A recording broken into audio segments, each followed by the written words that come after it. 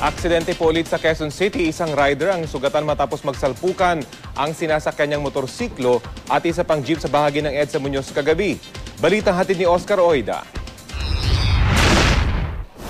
Malamang di na mapakinabangan ang motorsiklong ito matapos mapuruan ng gusto.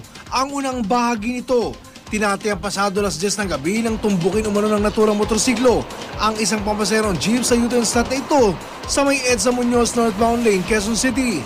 Ayon sa jeepney driver, pakaliwa raw siya sa naturang U-turn slot nang bigla nilang umanong sumalpok sa kaliwang bahagi ng kanyang sakyan ang motorsiklo. Sinalubong niya sir, di ko kakalain na salubungin niya, kinonterflow niya. Kaya nung nakita ko siya, palalapit na sa akin, ininto ko. Tapos tuloy-tuloy pa rin siya, tapos tinumbok pa niya ako. May kabilisan naman ang takbo ng motorsiklo, kaya nang sumalpok, tumila po ng rider nito at bumagsak ilang metro mula sa point of impact. Agad namang na-responde ang mga rescuer ang naaksidenteng rider. Bila akong bumaba dahil kung ano nangyari sa kanya. Tapos sir, bakit mo sinalubong? Hindi ayaw na niya umimik dahil parang lasing eh. Tumagal din ng ilang minuto bago na ialis ang mga aksidenteng sakyan, dahilan para magdulot ng pagbagal sa daloy ng trapiko.